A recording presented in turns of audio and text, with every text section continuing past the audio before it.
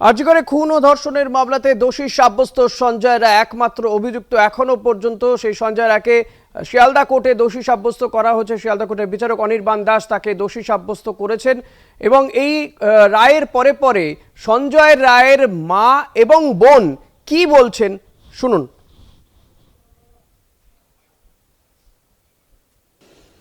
এই যে জানেনি, সামনে রেখে নিয়েছি, কাউকে তো কেউ তো সামনে নেই।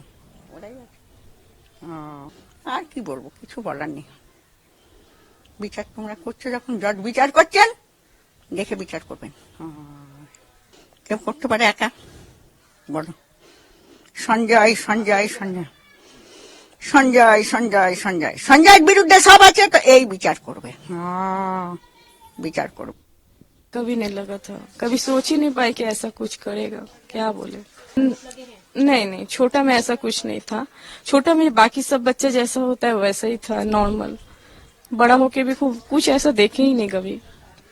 मुझे नहीं पता कि क्या सच है क्या झूठ है। वो टीवी में जो न्यूज सुन रहे थे तो लग रहा था कि वो सुन रहे थे कि बहुत कोई संग में है। पता नहीं अब मुझे भी इस पर क्या बोले। अगर वो गलती किया है तो जो सजा देगा आइन मंजूर है। আপনারা শুনলেন সঞ্জয় রায়ের মা এবং বোনের বক্তব্য শোনালাম আপনাদেরকে। শিয়ালদা কোর্টে আজকে দোষী সাব্যস্ত করা হয়েছে আরজিকর ধর্ষণ এবং খুনের ঘটনায়। আরজিকরে তরুণী চিকিৎসককে ধর্ষণ এবং খুনের ঘটনাতে সঞ্জয় রায়কে দোষী সাব্যস্ত করা হয়েছে এবং আজ 2:30টার সময় কিন্তু এই রায় ঘোষণা করেন বিচারক অনির্বাণ দাস। আগামী সোমবার বেলা 12:30টার সময় সাজা ঘোষণা হবে সঞ্জয় রায়ের বিরুদ্ধে। যদিও এক্ষেত্রে অনেকেই বলছেন, যারা এই ঘটনার পরে পরে আরজি করে যে 9ই অগস্ট যে ঘটনা ঘটেছিল সেই ঘটনার পরে পরে যারা আন্দোলনে নেমেছেন, যারা রাত দখল করেছিলেন, তাদের মধ্যে অনেক আন্দোলনকারী মনে করছেন যে তারা এই রায়কে স্বাগত জানিয়েছেন। পাশাপাশি তারা মনে করছেন যে সঞ্জয় রায় একা নয়, এই ঘটনার সঙ্গে সঞ্জয়ের সঙ্গে আরও অনেকে যুক্ত ছিল, সেটা তারা মনে করছেন। তাদেরকে কেন এখনো পর্যন্ত গ্রেপ্তার করতে পারল না তদন্তকারী সংস্থা, কেন্দ্রীয় তদন্তকারী সংস্থা সেন্ট্রাল ব্যুরো অফ ইনভেস্টিগেশন বা সিবিআই, তারা কারা সেটা কেন এখনো সিবিআই খুঁজে পেল না, এই দাবি কিন্তু এখনো তুলছেন জুনিয়র চিকিৎসকরা। দেবাশিস হালদার, অনিকেত মাহাতোরা, তারা কিন্তু এখনো তুলছেন। এই অনিকেত মাহাতো, দেবাশিস হালদাররাই কিন্তু তারা আন্দোলনে নেমেছিলেন, তারা কর্মবিরতি পালন করেছেন, অনশন করেছেন। রাজ্যের মুখ্যমন্ত্রী মমতা বন্দ্যোপাধ্যায় তাদের দাবি শোনার জন্য নবান্নে অপেক্ষা করেছেন, ঘন্টা দুয়েক ধরে বৈঠকে ডেকেছেন, আসেননি। এমনকি মমতা বন্দ্যোপাধ্যায় বাড়িতেও তাদেরকে বৈঠকে ডাকা হয়েছিল, দুটি বৈঠকে তারা উপস্থিত না থেকে পরবর্তীতে তারা বৈঠকে যোগদান করেন এবং কিছুটা সমস্যার সমাধান হয়। অনশন তারা প্রত্যাহার করেন, আন্দোলন থেকে সরে আসেন। এই মুহূর্তে আমরা টেলিফোনে যোগাযোগ করতে পেরেছি অভিনেত্রী দেবলীনা দত্তের সঙ্গে। দেবলীনা, আরজিকর মামলার রায় ঘোষণা হয়েছে, সঞ্জয় রায়কে দোষী সাব্যস্ত করা হয়েছে, কি বলবেন এই রায়? এটা নিয়ে আমার এখন নতুন করে কিছু বলার নেই, তার কারণ এটা 48 ঘন্টার মধ্যেই উনি ধরা পড়েছিলেন। যাকে এতদিন 5 মাস পরে আপনারা যাকে বলছেন আর কি যে দোষী সাব্যস্ত করা হয়েছে, তাকে 48 ঘন্টার মধ্যেই দোষী সাব্যস্ত করা হয়েছিল এবং তখনই যা প্রতিক্রিয়া দেবার আমরা দিয়ে দিয়েছিলাম, সেই প্রতিক্রিয়াই এখনো আর কি, যে উনি একা তো এই কাজটা করেননি, মানে বাকি যারা করেছেন তারা কবে তাদেরকে কবে হাজতবাস করানো হবে এবং তাদের রায় আমরা কবে শুনতে পাবো। যদি এমনটাই হতো যে তিনি একমাত্র দোষী, তাহলে 48 ঘন্টা পর আর কোনো আন্দোলন হতো না, কেউ রাস্তায় নামতো না, ওখানেই সবটা স্থগিত হয়ে যেত। কেননা উনি তো ধরা পড়েই ছিলেন 48 ঘন্টায়। যে এটা নতুন কি শুনলাম আমি, মানে 48 ঘন্টার মধ্যে যা শুনেছিলাম 5 মাস পরেও তাই শুনলাম। আমার কাছে এটা কোনো খবরই না, মানে যে প্রতিক্রিয়া যে দেব, কোনো খবর হলে তো প্রতিক্রিয়া দেবো, এবং খবরই না। তাহলে দেবলীনা, এই কলকাতা পুলিশ যে তদন্ত করেছিল সিবিআই সেই তদন্তকেই শিলমোহর দিয়েছে, আপনি কি সিবিআই তদন্ত খুশি নয়?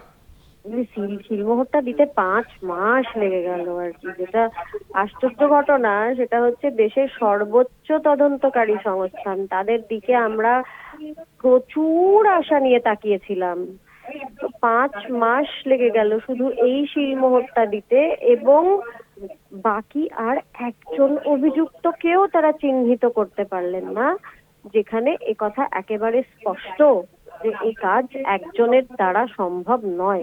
মেডিকেলি এটা বলা হয়েছে বারবার। অনেক ধন্যবাদ দেবলীনা। কথা বলছিলাম অভিনেত্রী দেবলীনা দত্তের সঙ্গে, এবং দেবলীনা যেমনটা বললেন যে তিনি এই সিবিআই তদন্ত নিয়েই যে তিনি সন্তুষ্ট নন, সেটা তার বক্তব্য থেকে পরিষ্কার হলো, এবং তিনি সেটা বোঝাতে চাইলেন যে তিনি 48 ঘন্টা পরে, এই ঘটনা ঘটার 48 ঘন্টা পরে, ইনফ্যাক্ট 24 ঘন্টা পরেই কিন্তু সঞ্জয় রায়কে 24 ঘন্টার মধ্যেই গ্রেপ্তার করেছিল কলকাতা পুলিশ। এবং দেবলীনার বক্তব্য যে সেদিনকেই মোটামুটিভাবে সঞ্জয় রায় যে দোষী সেটা সাব্যস্ত হয়ে গেছিল, ফলত আজকে যেটা ঘটেছে সেটাকে তিনি খবর বলেই মনে করছেন না। তবে আর.জি. করের এই ঘটনাতে যারা আন্দোলন করেছিলেন সেই জুনিয়র চিকিৎসকরা কিন্তু বলছেন, তারা এই রায়কে স্বাগত জানালেও তারা বলছেন যে সঞ্জয় রায়ের সঙ্গে আরও অনেকে যুক্ত ছিলেন, তারা কারা, তাদেরকে কেন এখনো পর্যন্ত সিবিআই খুঁজে বার করতে পারলো না। তবে সিবিআই যে তথ্য দিয়েছে, যা কলকাতা পুলিশের সংগ্রহ করা যে সমস্ত তথ্য, সেই তথ্যের এবং যে বায়োলজিক্যাল এবং যে ডিজিটাল তথ্যের উপর ভিত্তি করেই কিন্তু এই রায় ঘোষণা করেছেন শিয়ালদা কোর্টের বিচারক অনির্বাণ দাস, এবং সেক্ষেত্রে সঞ্জয় রায়কে দোষী সাব্যস্ত করা হচ্ছে। সোমবার দিন এক্ষেত্রে সাজা শোনানো হবে। এই ঘটনাকে কেন্দ্র করে আমাদের যে আন্দোলনের বিভিন্ন কর্মসূচি, বিভিন্ন ফর্ম, সেই ফর্ম নিয়ে আমরা এগোবো। সেটা বিক্ষোভ হতে পারে, জমায়েত হতে পারে, কনভেনশন হতে পারে, বিভিন্ন ফর্মে হতে পারে, কিন্তু সেই লড়াইয়ের পথে আমরা এগিয়ে যাব। সোমবার দিনকে আবার আপনারা আসবেন এখানে বিক্ষোভ? আলোচনা হতে পারে, আলোচনা করে আমরা সিদ্ধান্ত নেব, সিদ্ধান্ত নিয়ে জানাবো আপনাদের। পরিবারের সঙ্গে দেখা হয়েছে, তারা কি বলছেন আপনাদের? এখনো দেখা হয়নি, দেখা করব, আমরা দেখা করে কথা বলবো, কথা বলে তারা তাদের সাথে যেটা আলোচনা হবে সেই বেসিসে আপনার কাছে মতামত রাখবো। অনিকেত মাহাতোর বক্তব্য শুনলেন আপনারা। অনিকেত মাহাতো তিনি বলছেন যে তারা আন্দোলন চালিয়ে যাবেন, তার ফর্ম কি হবে সেটা আলোচনা করে তারা পরবর্তীতে ঠিক করবেন। অনিকেত মাহাতো জুনিয়র চিকিৎসকদের যে আন্দোলনের যারা মুখ ছিলেন তাদের মধ্যে অন্যতম, এবং এই আন্দোলনকারীরা তারা কিন্তু বলছেন যে সঞ্জয় রায় একা নয়, এর সঙ্গে আরও অনেকে যুক্ত ছিলেন, কিন্তু সিবিআই তদন্তে কিন্তু তেমনটা কোনো তথ্য এখনো পর্যন্ত সিবিআই তদন্তে উঠে আসেনি। কলকাতা পুলিশ যে তদন্ত করেছিল, সিবিআই কিন্তু সেই তদন্তকেই শিলমোহর দিয়েছে। অর্থাৎ এই ঘটনা ঘটার 24 ঘন্টার মধ্যেই সঞ্জয় রায়কে গ্রেপ্তার করতে পেরেছিল কলকাতা পুলিশ, কিন্তু হাইকোর্টে যারা অভিযোগ করেছিলেন হাইকোর্টে গিয়ে দাবি জানিয়েছিলেন যে কলকাতা পুলিশের তদন্তে তারা সন্তুষ্ট নন।